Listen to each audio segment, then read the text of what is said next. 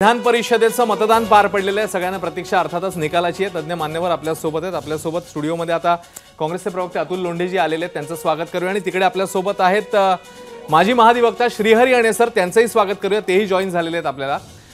अणे sir, बाकीच्या गोष्टी तर आपल्याला जाणून घ्यायच्याच आहेत, मात्र एक आज घडामोड जी घडलेली होती ज्याच्यावर काँग्रेसने आक्षेप घेतला होता, लेटर देखील दिलेलं होतं, ते म्हणजे भाजपचे आमदार गणपत गायकवाड यांच्या मतदानासंदर्भात।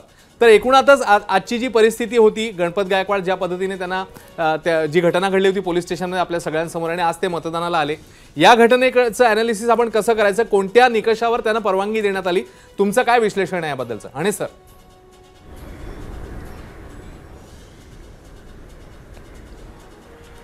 मला नाही वाटत या मुद्द्यावर मी बोलेन किंवा बोलू इच्छितो। बरं, जोपर्यंत आपण ती ऑर्डर बघत नाही कोर्टाची, त्यांनी कोणत्या बेसिसवर त्यांना मतदान करायचे अधिकार दिलेत, तोपर्यंत याच्यावर काहीही बोलणं योग्य होणार नाही।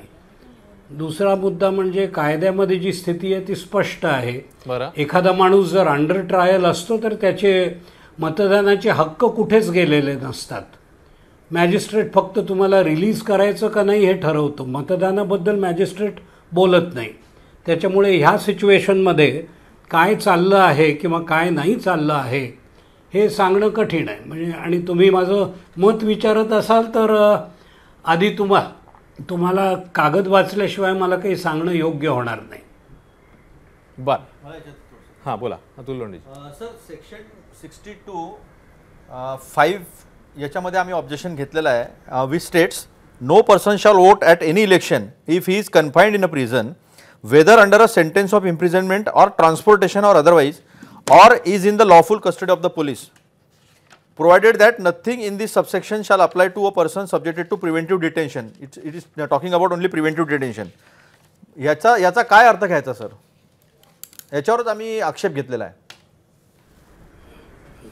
साहेब, तुम्ही मला वाटतं की हा बराच वाईड विषय आहे आणि आपण इतक्या वरवर बोलू शकत नाही, पण अर्थ उघड नाही का?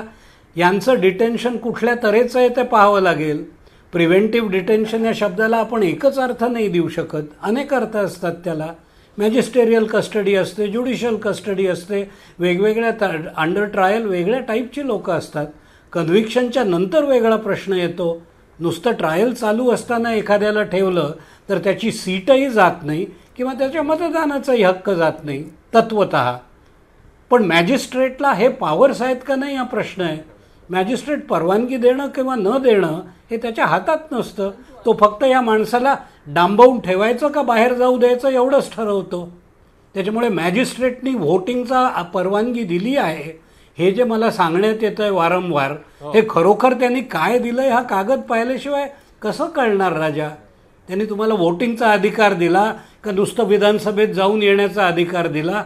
पलीकडला व्होटिंगचा त्याचा अधिकार आणि मॅजिस्ट्रेटचा काय संबंध आहे? मला याचं कळत नाही की असे प्रश्न विचारताना जोपर्यंत ते कागद बघत नाही, आपण त्यांची ऑर्डर बघत नाही, अर्ज काय केला ते पाहत नाही, तोपर्यंत काय सांगू शकणार आहे कोणी?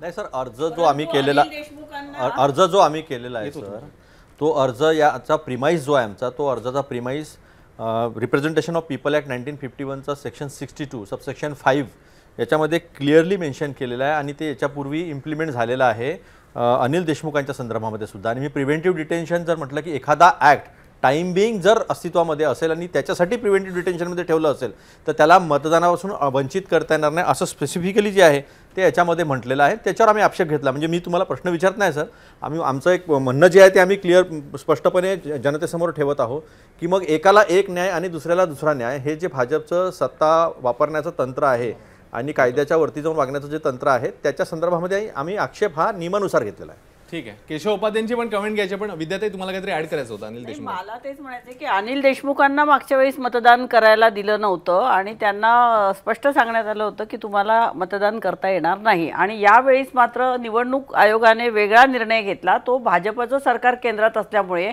त्यांच्या प्रेशरमुळेच निवडणूक आयोग चालू आहे हे आपण बघतोय। त्याचप्रमाणे ईडी असेल, इन्कम टॅक्सच्या धाडी असतील, याचं सत्र जे चालू असेल, हे सगळं चालू आहे ना, हे सगळं भाजपच्या केंद्र सरकारच्या सत्तेमुळे होतंय आणि म्हणूनच अनिल देशमुखजींना मतदान करायला मिळालं नव्हतं। आणि आता मात्र आज यांना मतदान करू दिलेलं आहे, तर त्यामुळे हे पार्शियलिटी आहे सगळं।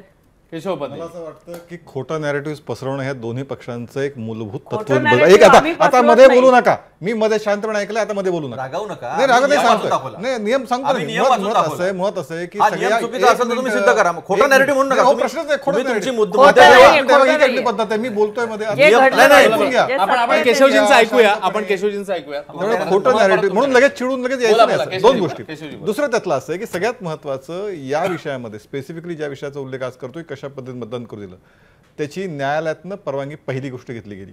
न्यायालयाने त्यांना परवानगी दिली की तुम्ही मतदान करू शकता.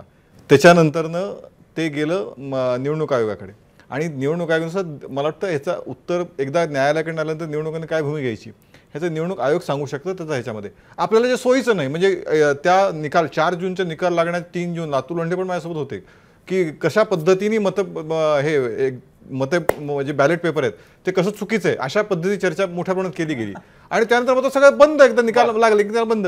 तेव्हा असं खोटं बोलण्याचं काम करू नका. कारण न्यायालयावर जेव्हा विश्वास असेल तर माझं म्हणणं नाही न्यायालयानं परवानगी न्यायालयात जाऊन विचारा त्याच्याबद्दल.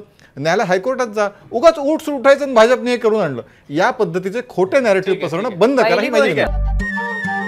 नमस्कार. मनसुद्धा तुझं ही वेगळ्याच प्रकारची मालिका तुम्हा सगळ्यांना खूप आवडली होती. याचा दुसरा सीझन कधी येणार अशी विचारणा झाली. प्रतीक्षा संपली आहे मित्रांनो. येतोय मनसुद्धा तुझाचा दुसरा सीझन. होई मन सुद्धा